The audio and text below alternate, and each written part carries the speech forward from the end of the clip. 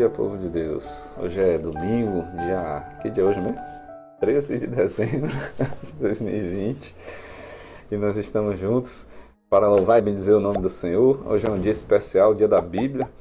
E nós juntos queremos louvar, bendizer, adorar o nome do Senhor. Eu quero lhe convidar a orar comigo nesse instante, agradecendo por mais um dia que o Senhor nos dá, por mais uma semana que iniciamos. Vamos orar juntos?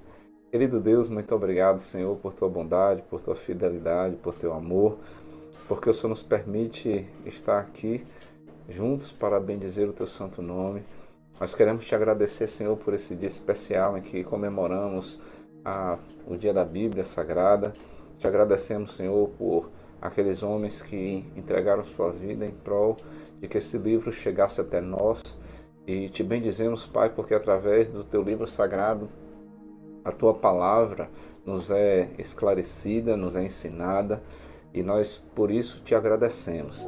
Te agradecemos, Senhor, pelo dom da vida, Te agradecemos, Pai, por mais essa semana, e Te agradecemos porque o Senhor nos permite entrar em Tua presença para Te entregar o nosso louvor e a nossa adoração. Por Tua misericórdia e por Tua graça, Senhor, nós Te imploramos, fala conosco nesse dia de hoje, que esse dia de hoje, Senhor, seja um dia poderoso em Tua presença, que durante todo esse dia nós possamos sentir Tua presença, sentir Tua voz falando ao nosso coração, e que em tudo nós sejamos mudados e Te glorificamos no precioso nome de Jesus. Amém e amém. Glória a Deus. Eu quero convidar você a... Vamos lá. Vamos começar a cantar então.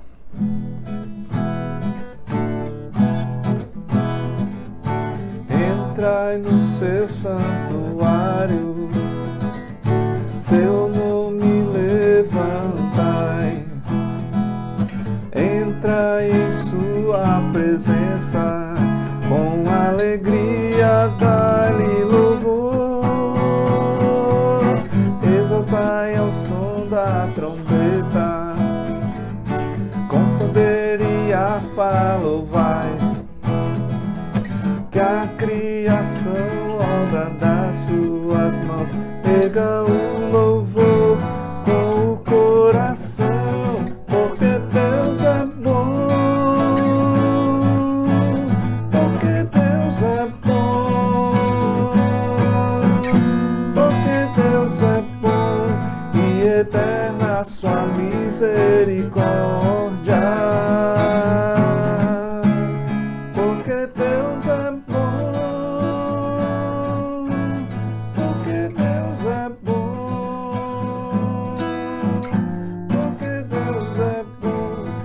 Eterna a sua misericórdia,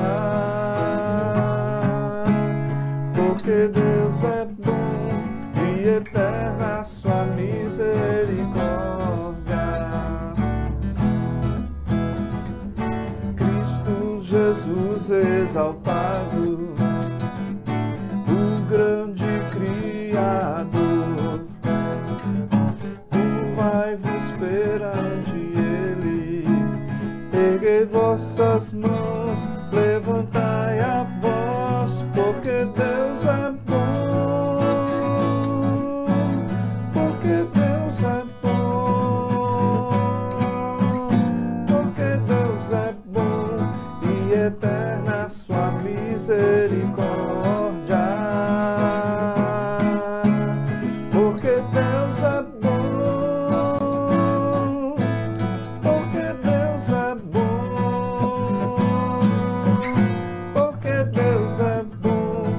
Eterna a sua misericórdia, porque Deus é bom e eterna a sua misericórdia, porque Deus é bom e eterna a sua misericórdia. Aleluia! Que a bondade e a misericórdia do Senhor sejam sempre cantadas em nossa vida. Eu quero lhe convidar a abrir a sua Bíblia no Salmo de número 66 e nós vamos ler os 4 primeiros versículos desse Salmo. Diz assim a palavra de Deus: Aclamem a Deus, povos de toda a terra, cantem louvores ao seu glorioso nome, Louvem-no gloriosamente. Digam a Deus, quão temíveis são seus feitos. Tão grande é o teu poder que os teus inimigos rastejam diante de ti. Toda a terra te adora e canta louvores a ti. Canta louvores ao teu nome. Que essa seja a nossa canção nesse domingo, né? De louvor, de adoração, de exaltação ao nome do Senhor. E encerrando esse período, já passando a palavra ao professor Yuji, que está a postos, nós vamos cantar uma canção baseada em Romanos, acho que é a 8:34, se eu não estiver errado. A 10:4 lá. É bom botar as pescas ali. Porque o fim da lei é Cristo.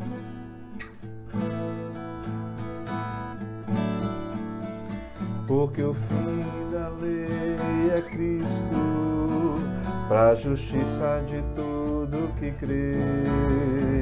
A justiça que é pela fé no Filho de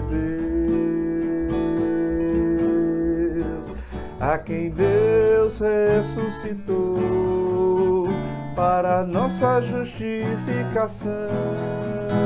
Aleluia, grande salvação. Mais uma vez. Porque o fim da lei é Cristo, para a justiça de todo que crê. A justiça que é pela fé no Filho de Deus, a quem Deus ressuscitou para nossa justificação. Aleluia, grande salvação.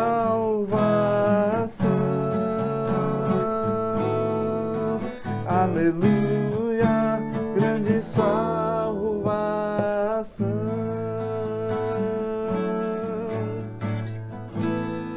Aleluia, porque o Senhor nos trouxe o tempo da graça, um tempo novo, um tempo cheio da misericórdia de Deus, e por isso nós bendizemos, exaltamos e glorificamos o Todo-Poderoso.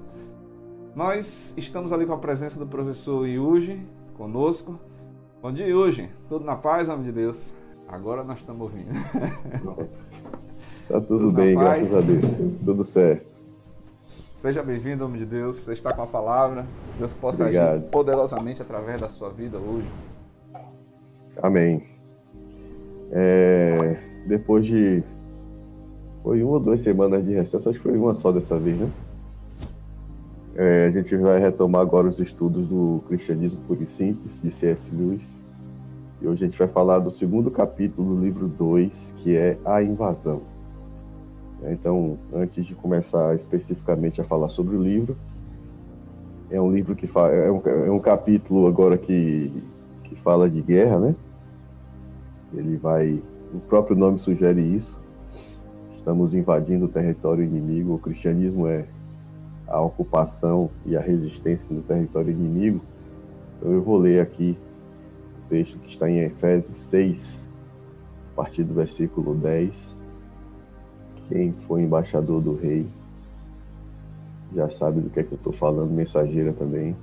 A partir do versículo 10 diz o seguinte: finalmente, fortaleçam-se no Senhor e no seu forte poder. Vistam toda a armadura de Deus, para poderem ficar firmes contra as ciladas do diabo. Pois a nossa luta não é contra pessoas, mas contra os poderes e autoridades, contra os dominadores deste mundo de trevas, contra as forças espirituais do mal nas regiões celestiais. Por isso, vistam toda a armadura de Deus, para que possam resistir no dia mau e permanecer inabaláveis, depois de terem feito tudo. Assim, mantenham-se firmes, cingindo-se com o cinto da verdade, vestindo a couraça da justiça e tendo os pés calçados com a prontidão do Evangelho da paz. Além disso, usem o escudo da fé, com o qual vocês poderão apagar todas as setas inflamadas do maligno. Usem o capacete da salvação e a espada do Espírito, que é a palavra de Deus. Orem no Espírito em todas as ocasiões, com toda a oração e súplica. Tendo isso em mente, estejam atentos e perseverem na oração por todos os santos. Vamos orar. Senhor, nosso Deus, nosso Pai, nós te agradecemos, ó Deus, por mais uma semana que se inicia hoje. Te agradecemos, ó Pai, por esse dia. Te agradecemos por esse domingo de sol, ó Deus, te agradecemos pelo seu sustento, pelas tuas providências, pela vida e pela saúde, ó Deus. Te agradecemos, ó Pai, pela tua mão que nos protege, nos acolhe e cuida de nós também quando nos falta a saúde, nos faltam outras coisas que são importantes. Cremos que em tudo, ó Deus, o Senhor tem nos ajudado e nos sustentado. E por causa disso nós te pedimos, Senhor, que nos dê um bom dia, uma boa semana, e nos oriente, ó Deus, nos conduza nesse estudo, para que possamos compreender a tua vontade. É o que nós pedimos em nome de Jesus. Amém.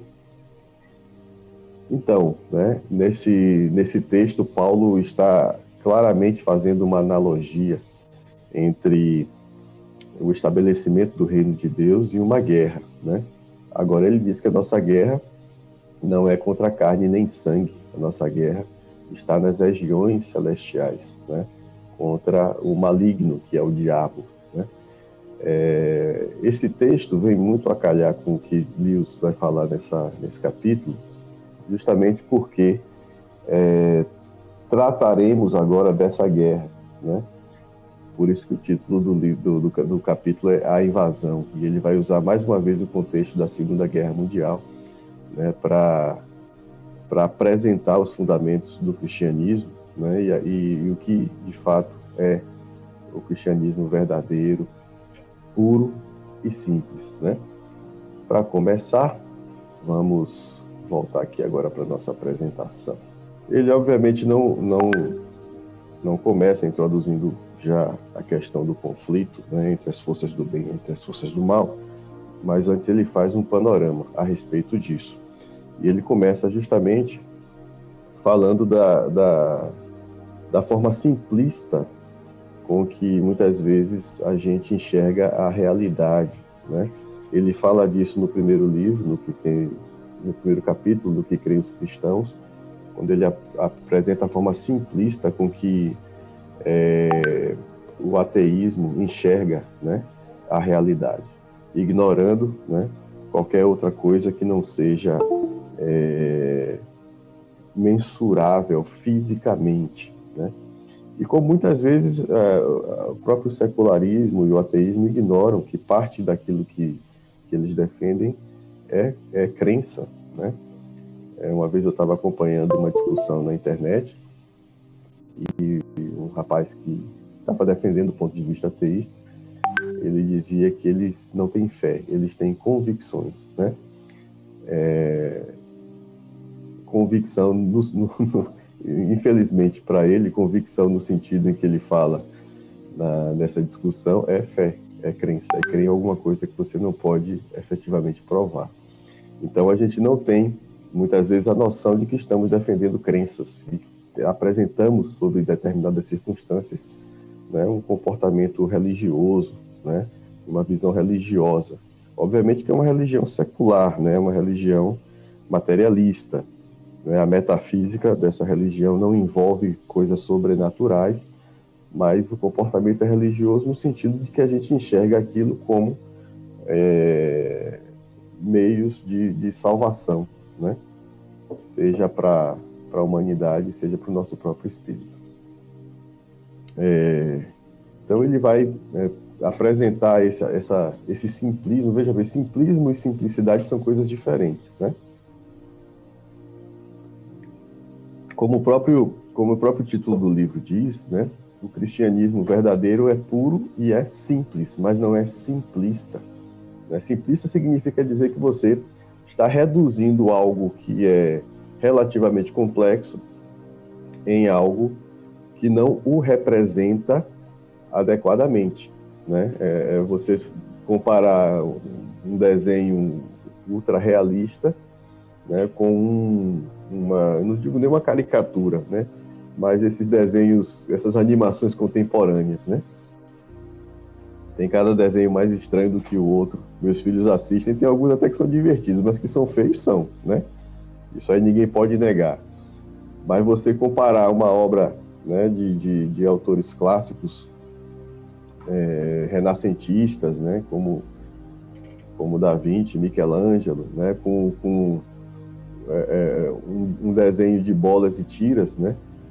E imaginar que aquilo representa a realidade é bem difícil, né? Você fazer essa afirmação. Então, simplicidade não é algo ruim, muito pelo contrário. As melhores teorias científicas e filosóficas são as mais simples possíveis, né? Agora, ser simples e ser simplista é uma coisa completamente diferente. Então, o que ele está chamando aqui de simplista é justamente você reduzir algo que é relativamente complexo a uma coisa que é muito simples e que não representa de forma nenhuma a complexidade do que se está apresentando, né? É como você assistir um filme da Disney e acreditar que todo mundo sabe a coreografia e a letra das músicas, né? E acreditar que a vida se resume àquilo, a se casar e a ser feliz para sempre no final da história. Isso não é a vida simples, isso é uma visão simplista da vida. Então ele vai dizer assim, ó, as coisas reais não são simples, elas até parecem simples, mas não são. A vida é mais complicada do que parece. E é isso que eu digo para os meus alunos, normalmente no final do semestre. A vida é dura, né? E só para ilustrar o que ele está querendo dizer, porque ele traz também uma afirmação, uma analogia com a ciência.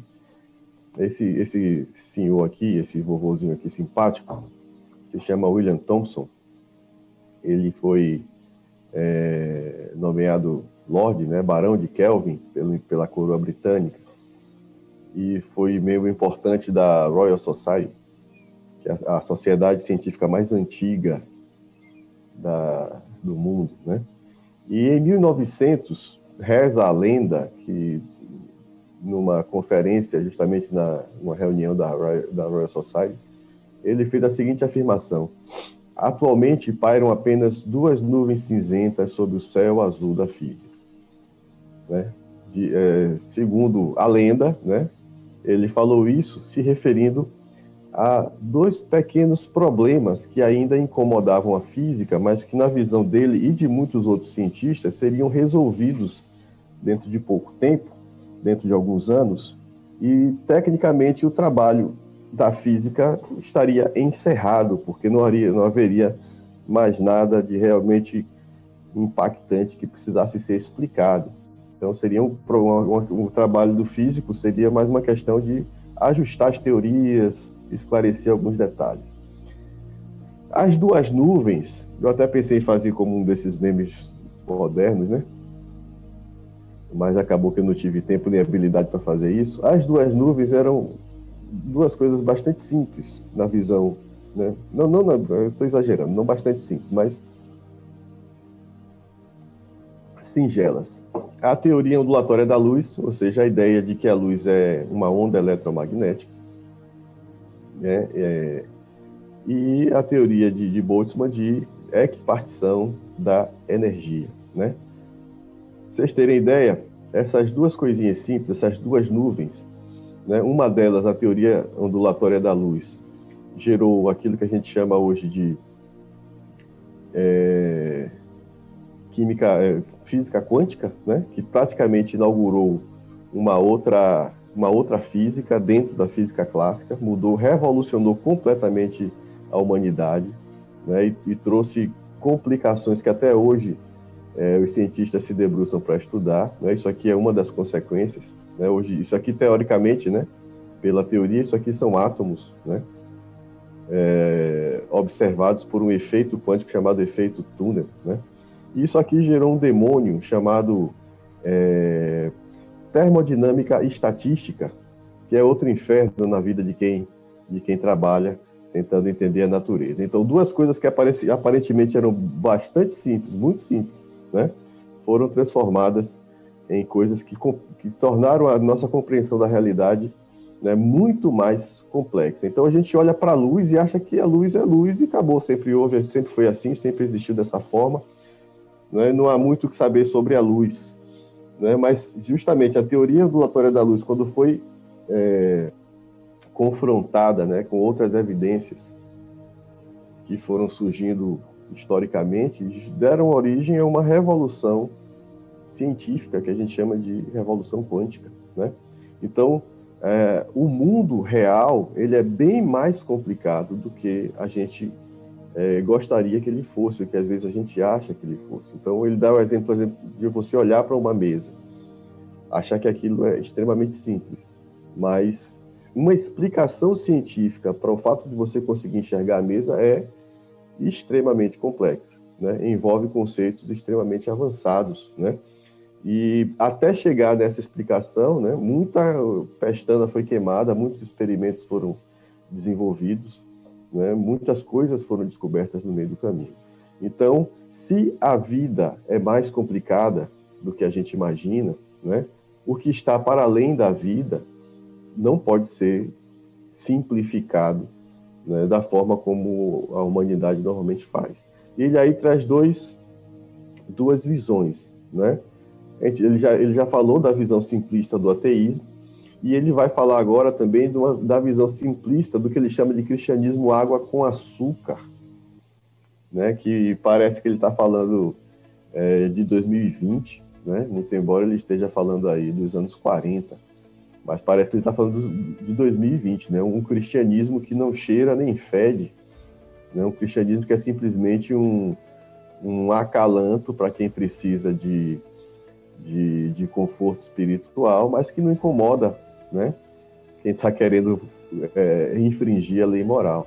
E, além disso, né, esse cristianismo com água com açúcar, obviamente, parte do próprio cristão, né, e eu parei de dizer que existem falsos cristãos por causa dele, né, mas os bons cristãos não vão admitir esse cristianismo da água com açúcar.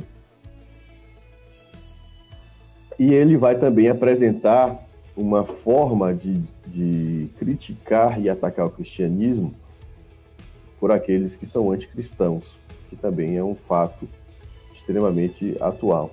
E ele vai chamar isso de visão infantilizada, e essa visão é infantilizada de propósito, né? Por quê? Porque como o cristianismo é complexo, em certo sentido, e profundo, é preciso estudar o cristianismo para criticá-lo, né? Obviamente você precisa estudar qualquer coisa que você queira criticar, né? Para estudar para criticar o materialismo, a gente precisa estudar o materialismo a fundo, entender o que o materialista pensa, quais são os seus principais argumentos e confrontá-los com a nossa realidade, né? Filosofia contra filosofia, cosmovisão contra cosmovisão, né? Argumento contra argumento. Mas é mais fácil quando a gente pega, por exemplo, o materialismo, né, e o ateísmo, e diz que o ateu é aquele menino babão, né, que fica na internet fazendo postagem ridícula, né? Aí é fácil para a gente também transformar o ateísmo nisso, né, um ateísmo cientificista e atacar, né? Difícil é a gente se debruçar sobre os fundamentos filosóficos do ateísmo, né, sobre a epistemologia do ateísmo. Aí é mais complicado, aí você vai ter que estudar muito, né, e ter muita fé para poder debater, né.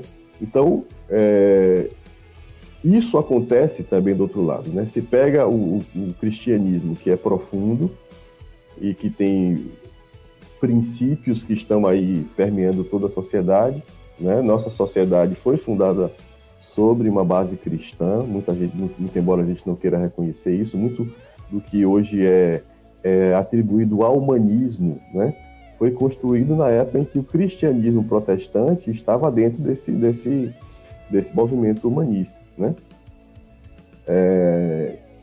Mas não só isso, né? Muitos dos fundamentos morais e éticos da nossa sociedade são baseados ainda, inclusive, no cristianismo primitivo e mesmo medieval, né?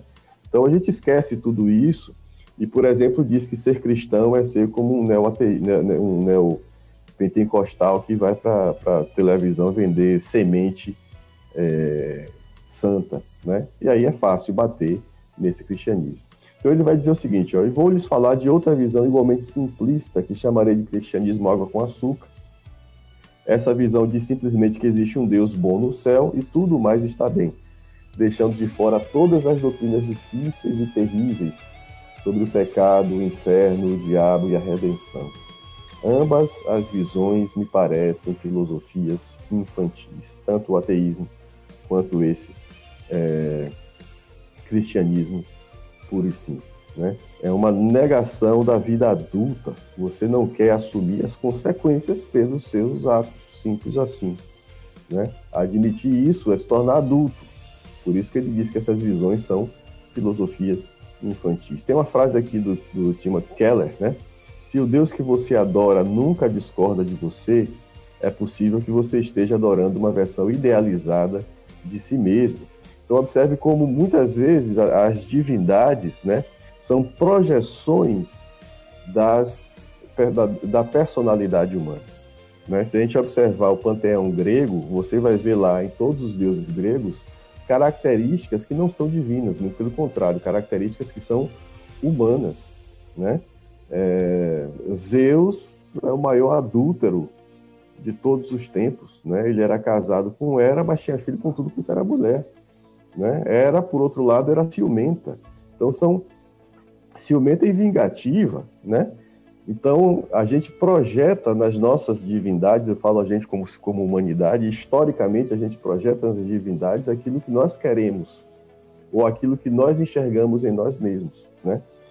Então, essas visões funcionam normalmente como fuga da realidade, né?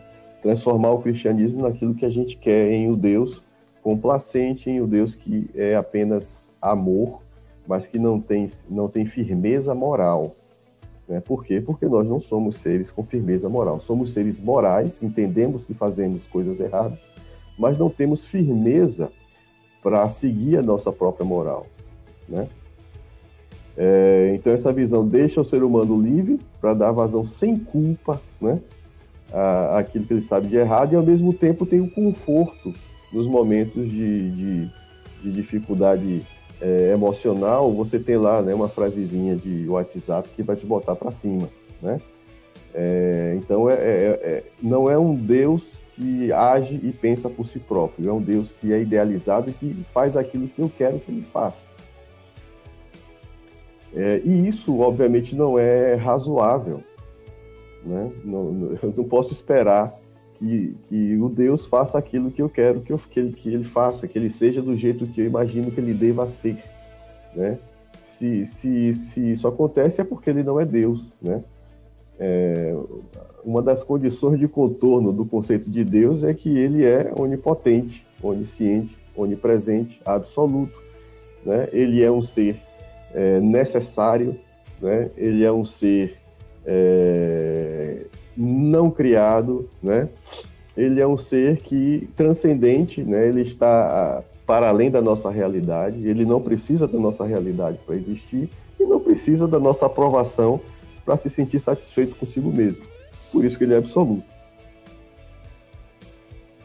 Então Lewis vai dizer, essas pessoas forjaram uma versão do cristianismo que é mais adequada a uma criança de 6 anos e fazem dela um alvo de ataque.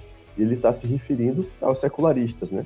Àqueles que odeiam o cristianismo e que se mobilizam a sociedade para abolir o cristianismo do seu seio. Então a gente pega exemplos, né, pejorativos do que é ser cristão, né? Exemplos de maus cristãos, né? Diz que cristianismo é moralidade vazia, né? E, portanto, é hipócrita. Diz que tudo que o cristianismo faz é colocar a culpa nas pessoas, né? Que o cristão só é cristão porque tem medo de ir para o inferno e, portanto, o cristão não pode ser uma pessoa boa, né? Como se a gente achasse que nós fôssemos intrinsecamente bons, né?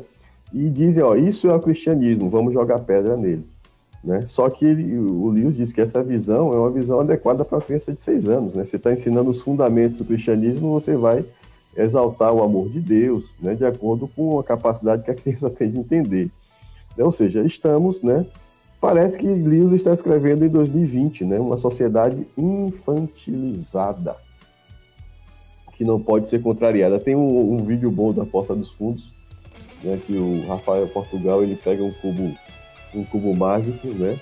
Em que todas as cores são iguais, né? Ele diz que é o cubo inclusivo, né? Em que você pode jogar à vontade, ninguém perde, né? Você não vai ficar frustrado porque você não consegue resolver o cubo de Rubik. Quando você tenta explicar a doutrina cristã, como ela realmente é sustentada por um adulto instruído, as pessoas se queixam de que você está dando um nó na cabeça delas. Que tudo isso é complicado demais e que se houvesse um Deus de verdade, elas têm certeza de que ele teria feito a religião ficar simples, porque a simplicidade é tão bela e por aí vai. Né? É um discurso muito comum. Né? Uma vez eu estava voltando de um sepultamento com 2 alunos, um cristão e uma aluna que não era cristã. E aí a gente falava sobre as questões do Velho Testamento, né? de como o povo judeu exterminou boa parte dos povos originários ali o que habitavam naquele momento histórico o Oriente Médio, né? a Palestina. Né? E aí eu estava explicando que se você analisar o Velho Testamento, você vai ver pelo menos 3 tipos diferentes de lei. A lei moral, né, que é uma lei que norteia a humanidade até hoje.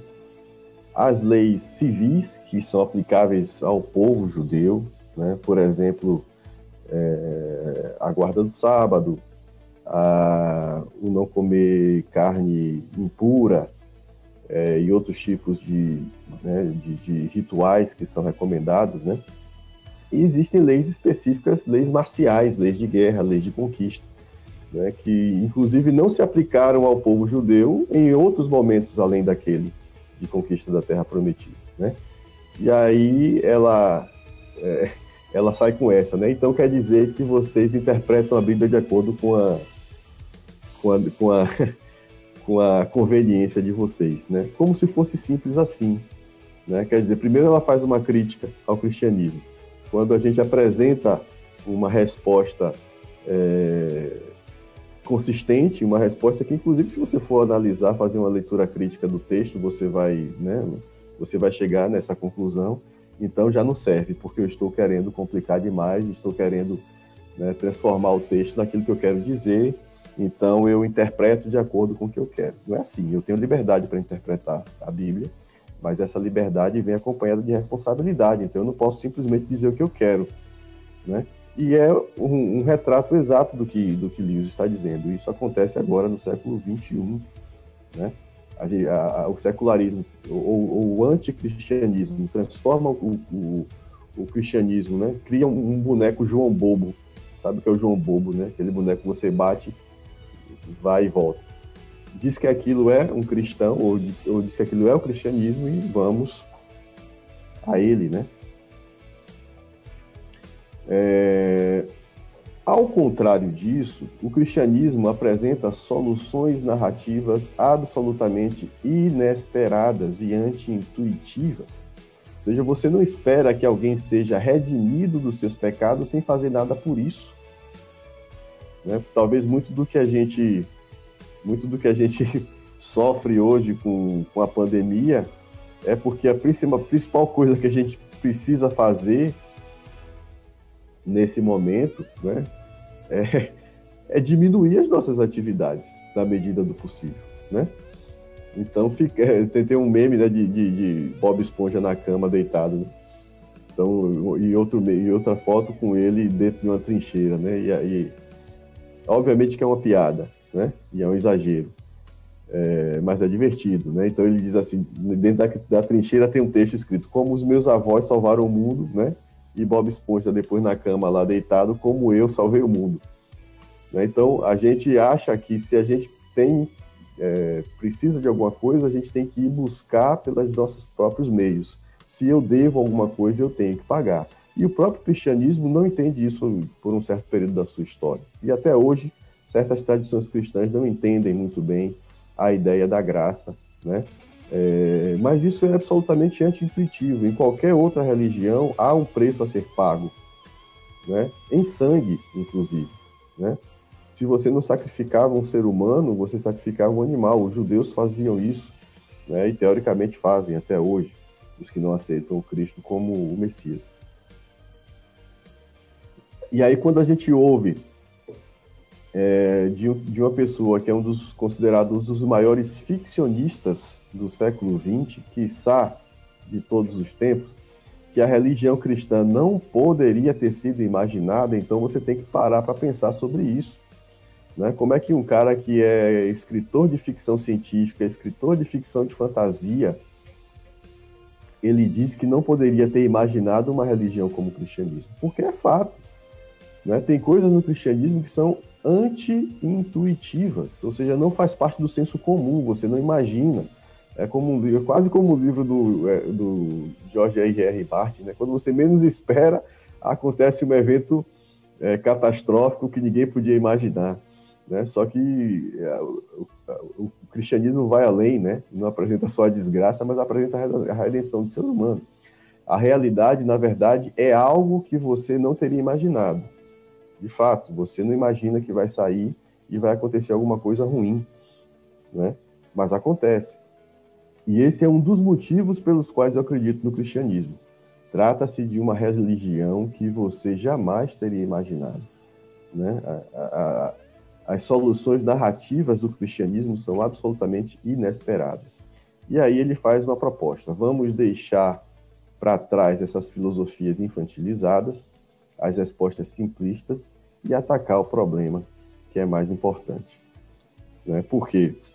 A gente precisa entender que se a realidade não é simples, a resposta também não será.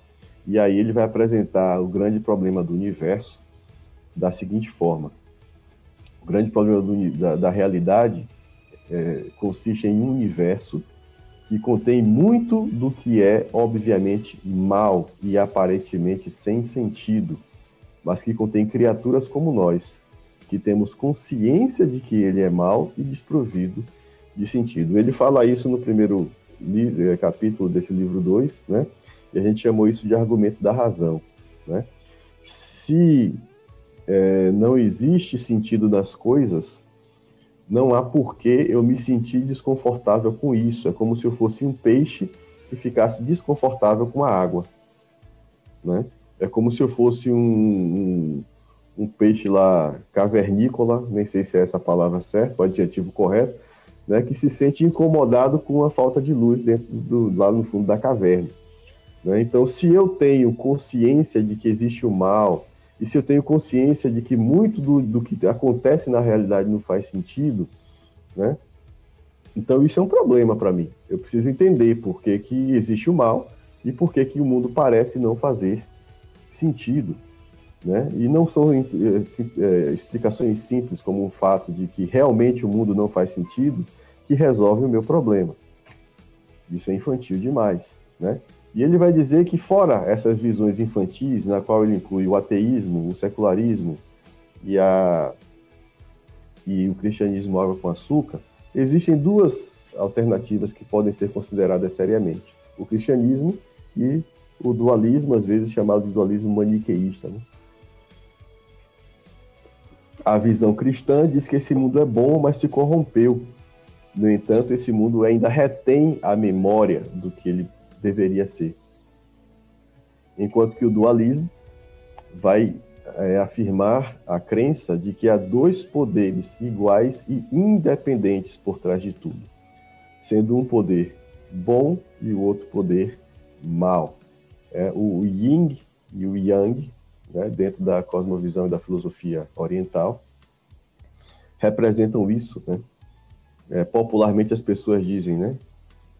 Nada é tão mal, né? A bolinha branca representa um pouco de bondade dentro da escuridão, né? A claridade do bem e a escuridão do mal, e aqui a escuridão do mal e a claridade do bem, né? Então eu tenho em todo mal há um pouco de bem, em todo bem há um pouco de mal, eles são equivalentes e estão lutando eternamente. É por isso que existem no mundo coisas boas e existem no mundo coisas ruins. Quem faz o bem, no fundo, tem uma pontinha de maldade lá, um egoísmozinho, uma necessidade de aparecer, de autoafirmação. E quem faz o mal no fundo, tem uma coisinha de bom. Isso aqui não está completamente errado, né? É como ele fala no primeiro livro, né? A gente não precisa acreditar que todas as religiões do mundo estão erradas. Muito pelo contrário, todas as religiões no mundo têm um fundo de verdade.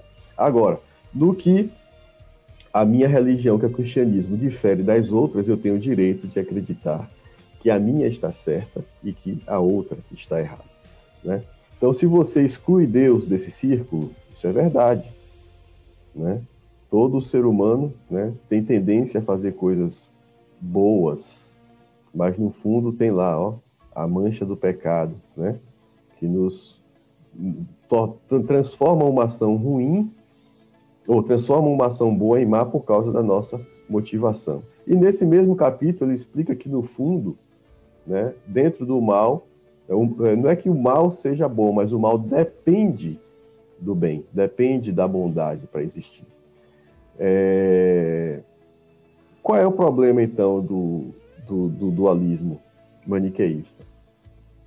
É que o mal não pode ser realmente independente, uma vez que ninguém faz o mal porque ama genuinamente o mal. Ora, quem faz o que o dualismo chama de mal e bem, na verdade, são lados opostos de uma disputa, né?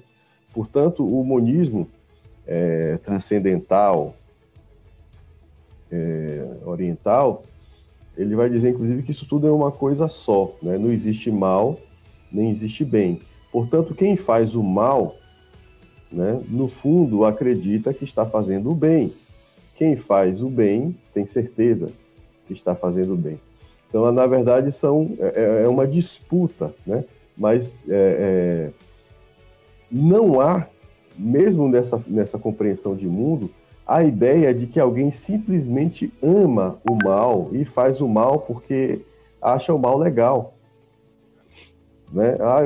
Eu quero matar uma pessoa, por quê? Não, porque eu acho massa fazer isso. Se a pessoa não tem um problema mental, né, um desequilíbrio psiquiátrico, né, uma psicopatia, alguma coisa desse tipo, e ele mata uma pessoa, há uma motivação para isso, né? Ele queria roubar, então ele queria matar a pessoa porque queria roubar, né? E por que ele queria roubar?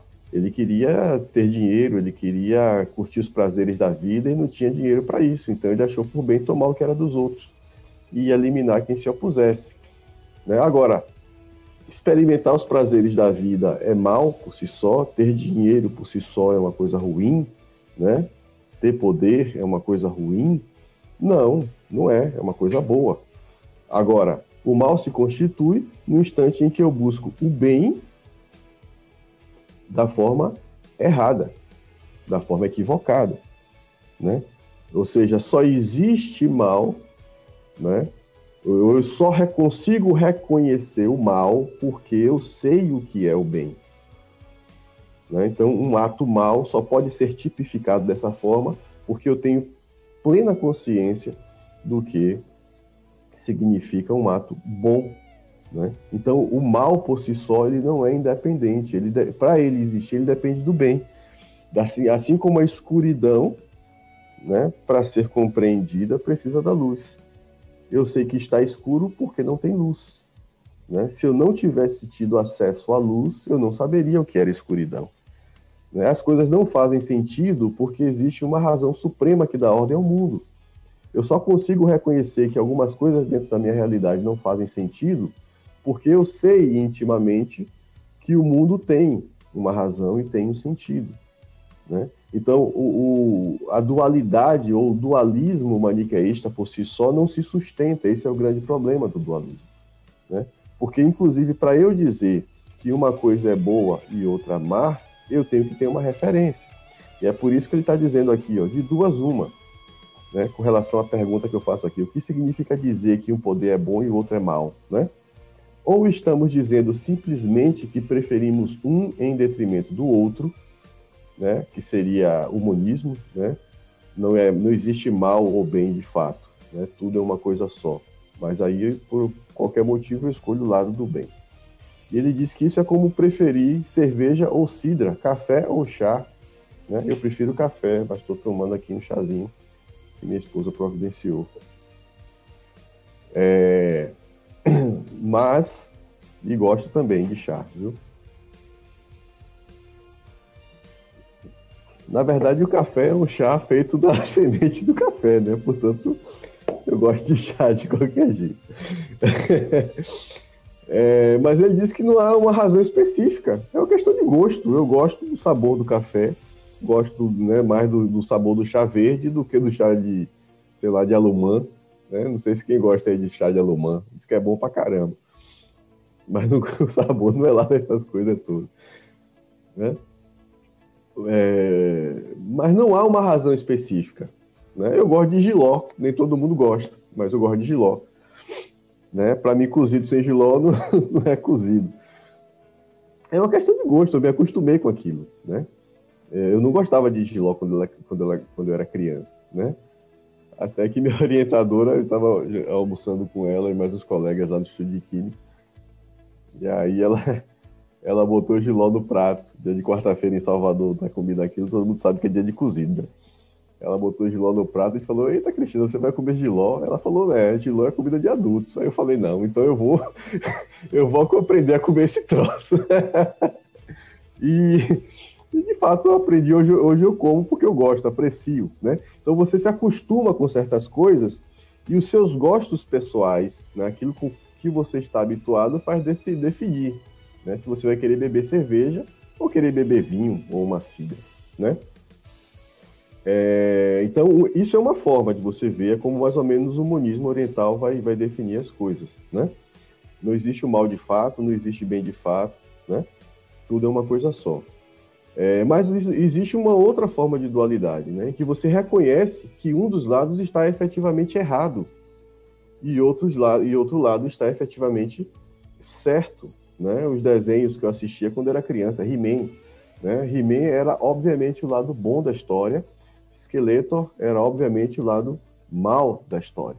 Né? E não existia confusão entre o que era bem e o que era bom. Né? Então, ele diz assim, então, estamos dizendo que, independentemente do que os dois poderes pensem sobre isso, e também do que nós, humanos, parecemos gostar no momento, um deles está efetivamente errado, né? Realmente equivocado, mesmo se referindo assim como bom em sua natureza.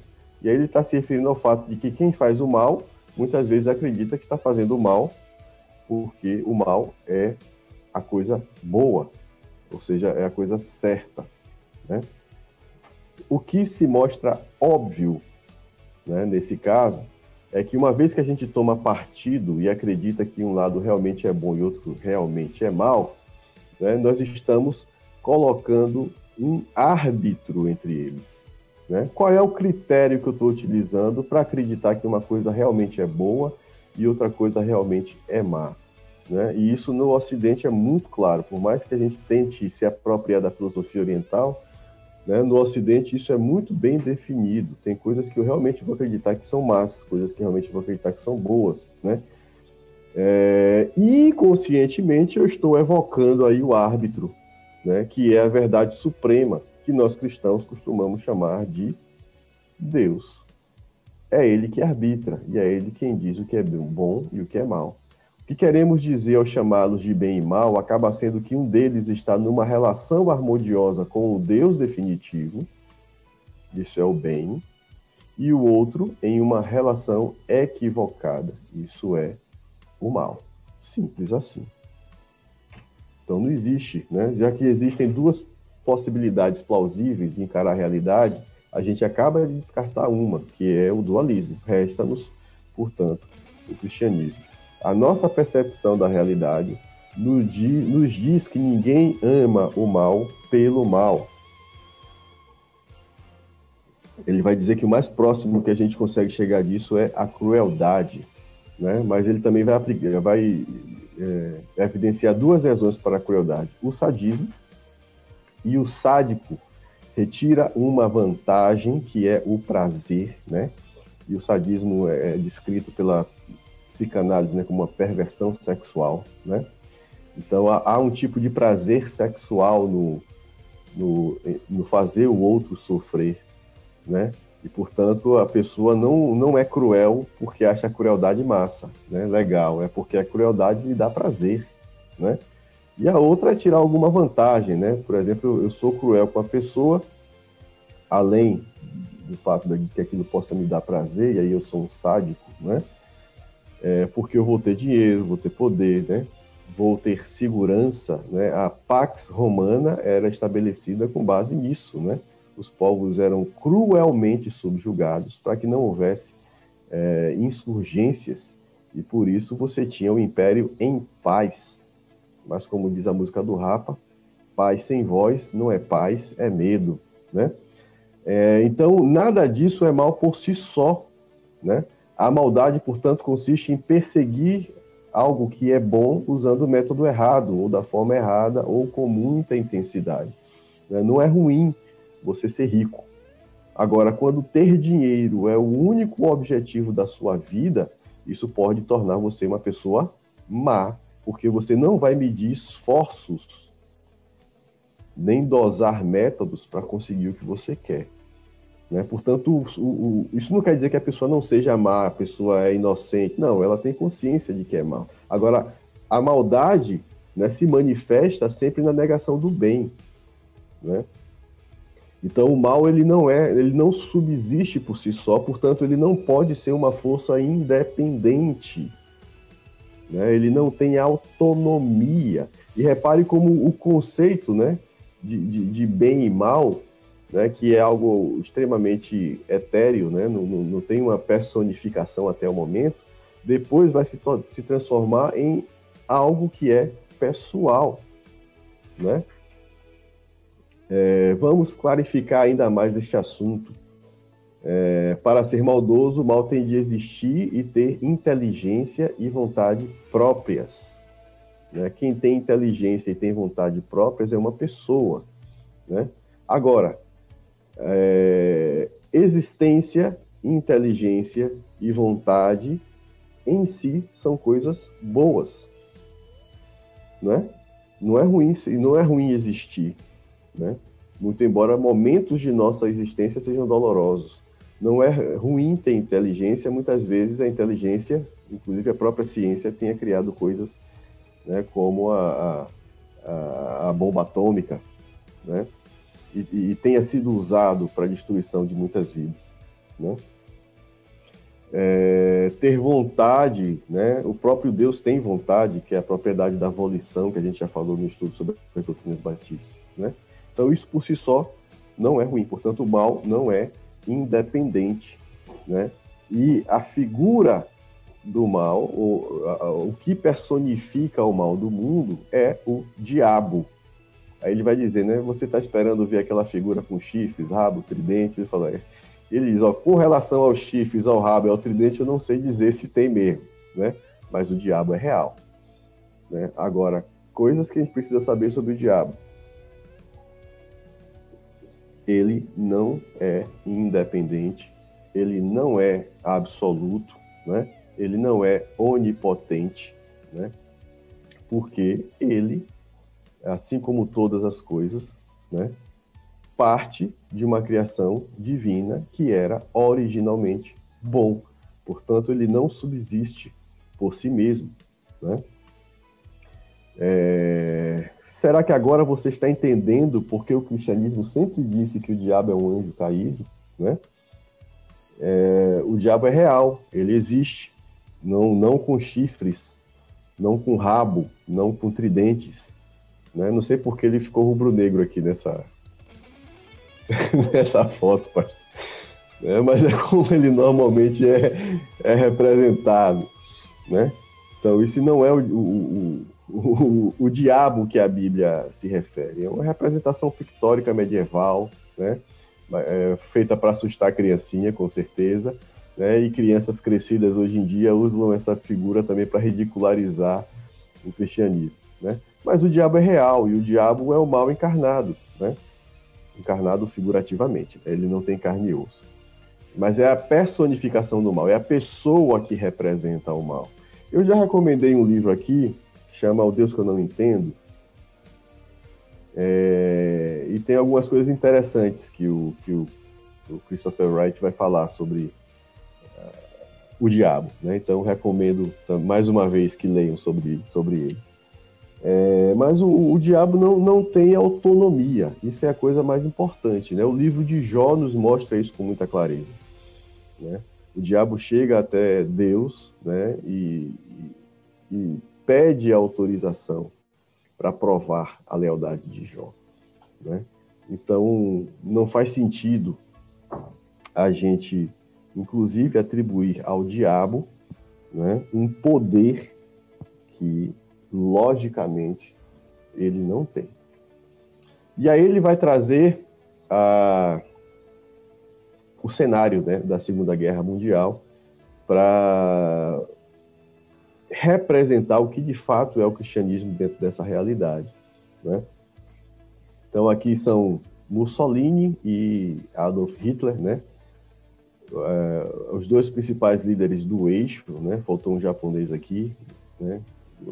Deveria ser representado por Hirohito, que era o imperador na época, mas o imperador tem apenas um poder simbólico, né? Mas eram os dois principais líderes do eixo. Esse cara aqui, né? A gente pode dizer que é o demônio encarnado, de fato, né? E ele foi quem arquitetou, né, tudo aquilo que aconteceu e que provocou a Segunda Guerra Mundial, né?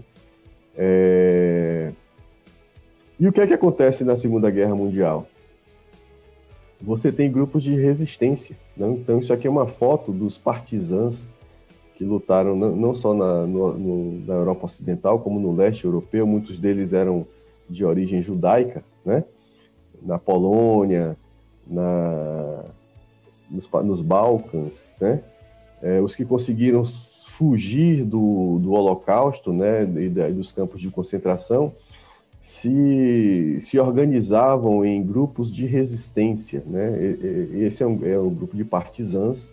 Na França tinha a resistência francesa, né? Então ele está dizendo assim, ó, o mal não é independente, portanto o mal não é dono desta realidade, mas o mal ocupou essa realidade, né? O mal é como uma espécie de força rebelde. Então existe sim um dualismo, em certo sentido sim, só que não é uma guerra entre forças opostas, por assim dizer, entre entidades opostas, né? Não é uma guerra do bem de Deus contra o diabo, né? É uma guerra civil, né? Então, elementos da criação de Deus estão em conflito. Nesse caso, o diabo contra a humanidade, né? O mal contra a criação divina, né? Porque o diabo não tem potência para guerrear contra o próprio Deus, né? Deus está acima disso tudo. Então há uma guerra, mas que parece mais como uma guerra civil, né? Uma guerra entre criaturas, né? Classificação que se aplica ao diabo e classificação que se aplica à natureza, e eu incluo a natureza nesse caso porque a própria natureza faz parte desse conflito. O Romanos 8 vai dizer que a natureza espera agonizante a revelação dos verdadeiros filhos de Deus, para que ela mesma possa ser redimida, né? E os seres humanos, né? Então, dentro dessa guerra civil, que é uma guerra entre criaturas, né? A nossa realidade foi ocupada pelas forças do mal. E o cristianismo se constitui como uma resistência, né? Dentro dessa região do cosmos que está ocupado pelo mal. Então, o cristianismo é a força de resistência, como era uma resistência francesa e os partisãs lá nos Balcãs e no leste europeu, né? Que prepara a retomada definitiva do território pelo seu legítimo governante, que é Cristo, e o estabelecimento definitivo do seu Estado de Direito, que é o Reino de Deus, né? Então é mais ou menos quando os aliados, né, atracam na Normandia, né? Em um dado momento, o reino de Deus se estabeleceu nesse território ocupado e está em processo de expansão, até que o legítimo governante se apodere daquilo que é seu por direito. O cristianismo concorda com o dualismo na acepção de que esse universo está em guerra, mas discorda que essa seja uma guerra entre poderes independentes. Ele a considera antes uma guerra civil, uma rebelião, e que estamos vivendo em uma parte do universo que está ocupada pelos rebeldes, né, que são as forças do mal. O cristianismo, portanto, é a história de como o rei legítimo aportou, né, mais uma alusão aí às estratégias, né, da Segunda Guerra Mundial.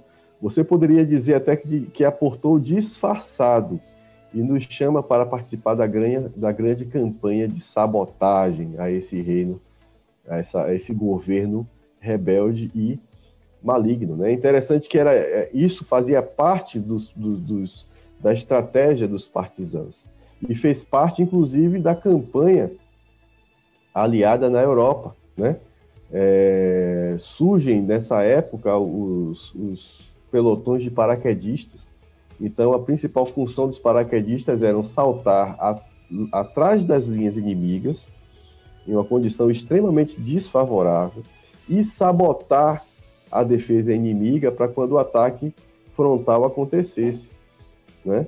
Recomendo uma série chamada Band of Brothers, que conta justamente a história da Companhia E, que foi uma das companhias mais importantes na Segunda Guerra Mundial, que deveria, na verdade, preparar uma das praias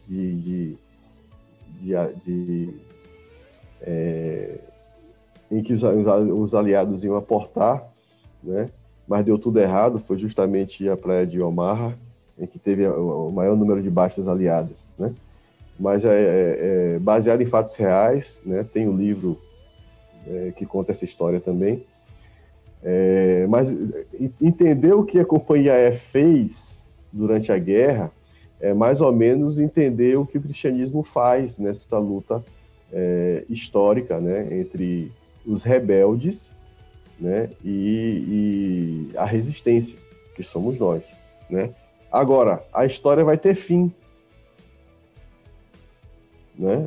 Uma das coisas que nós cremos é que Deus é o Senhor da história. Ele dá início à história lá no livro de Êxodo, quando ele diz para Moisés: esse será o primeiro dia da história de vocês, né? Ele dá início à história e ele também vai dar fim a essa história, certo? Mas é isso. Precisamos participar dessa campanha de sabotagem. Para concluir, ele compara a igreja a uma central de inteligência clandestina e denuncia as razões e os meios pelos quais o diabo tenta nos impedir de estar nesse lugar. Que meios e razões são essas? Preguiça, comodismo, né? Preconceito, né? Porque ir para a igreja, né, é algo... ir para a igreja é participar de uma assembleia de hipócritas, né? Isso é verdade, claro que é verdade, né? Só tem gente má dentro da igreja, é por isso que elas estão lá, né? Porque elas sabem que são más e precisam da redenção de Cristo para alcançarem a salvação, né? As pessoas que estão lá descobriram isso, né? Então a gente tem esse preconceito, Cristo sim, igreja não, né? Porque na igreja tem um monte de gente fofoqueira, né? O pastor é ladrão, só quer saber de ganhar dinheiro dos bestas. Então o diabo usa esse preconceito para afastar a pessoa da igreja. Quando eu estou falando igreja, não estou falando da instituição eclesiástica oficial, não estou falando de catolicismo, não estou falando de ortodoxismo grego ou etíope, não estou falando de protestantismo em suas várias denominações. Eu estou falando de igreja, e ele fala, na verdade pode até ser que ele não fale exatamente nesses termos, mas quando eu penso em igreja, eu estou pensando em comunhão, em comunidade, em congregação, né, que com certeza está também na mente de Lewis nesse momento, né? Então, eu me afasto da comunhão. Ao me afastar da comunhão, eu perco o contato com o reino. né? Imagine, eu estou isolado, né? Eu sou como aquele partisã lá que tinha um radinho, né? Para entrar em contato com os aliados, né? Que estão fora dos territórios ocupados e receber instruções, né? Quais são os alvos? Que linha de trem eu preciso explodir? Que ponte eu preciso sabotar, né? E para pedir ajuda, ó, estamos precisando de munição, estamos precisando de explosivos, estamos precisando de gente aqui, de alguém que seja perito em alguma coisa para ajudar a gente, né? Então eu estou perdendo o contato com esse radinho lá, ó, né? Que é o meio, o único meio que eu tenho de comunicação com o reino que está fora desse território ocupado, né? Nossa preguiça, nosso esnobismo intelectual, né? Tem muita gente que acha que há um conflito entre a fé e a ciência, né? Na verdade, há um conflito entre a fé e o ego do cientista, isso é fato, né? E é esse snobismo intelectual também, né, que acontece com o cientista da natureza e com o cientista social, né, com o cientista das humanidades, seja lá qual for o grau de intelectualidade que você alcance, em um dado momento você se acha bom demais, né, para se preocupar com essa conversa fiada de religião. Então isso é mais uma estratégia, né, que o diabo, o mal personificado, né, usa para nos afastar do nosso propósito, que é ocupar e resistir, né? E ele termina aí, né, apresentando esse panorama, e na próxima aula a gente vai para o capítulo 3, que é a alternativa chocante. Por hoje é só. O pastor tem novamente a palavra. Estava aqui refletindo comigo como essas aulas têm sido edificantes, né? Tem nos ensinado bastante. Eu louvo a Deus por sua vida, viu? Estava aqui pensando, rapaz, se eu tivesse que dar essas aulas, eu estava frito. Eu louvo a Deus por sua vida e hoje. E a compreensão que o Senhor tem te dado, né? A capacitação para nos explicar isso de uma forma tão boa. Eu confesso a você que eu estava lendo o livro e me senti alguma dificuldade, né?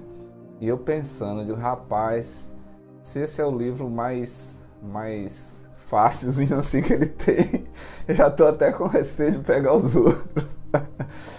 Mas aí, após a conclusão dessas aulas, eu quero novamente voltar relendo, né, com mais detalhes para assimilar mais. Mas eu louvo a Deus por sua vida e porque você tem sido um instrumento de Deus para nos abençoar aí através dessas aulas. Quero estender o convite a todos para estar conosco no culto presencial à noite, lá na IBAV, ou nos acompanhar pelas redes sociais, né? Vai ser um privilégio contar com a sua presença entre nós, com a sua companhia. Vamos orar, encerrando a EBD desta manhã. Senhor, nós queremos te agradecer por teu cuidado, por teu amor, por tua misericórdia, por teu carinho, Senhor. Quero te louvar pela vida de Yuji, que tem sido teu instrumento para nos trazer esses assuntos de uma forma muito prática. Queremos te pedir, Senhor, que o Senhor continue abençoando a vida do teu servo, capacitando, enchendo de graça e sabedoria, para que ele continue, Senhor, sendo o teu instrumento para nos trazer essa palavra. Querido Deus, te imploramos, continua conosco durante todo esse dia, ministra ao nosso coração, Senhor, e continua a falar conosco a respeito do teu desejo, da tua vontade para nossas vidas. Nos prepara para o culto de logo mais à noite, que o teu Santo Espírito continue a nos falar, Senhor, continue a ministrar ao nosso coração, que seja um tempo agradável na tua presença. Fica conosco, Senhor, essa é a nossa oração, em nome de Jesus. Amém e amém. Deus te abençoe. Até logo mais à noite, às 18 horas. Um grande abraço. Tchau, tchau.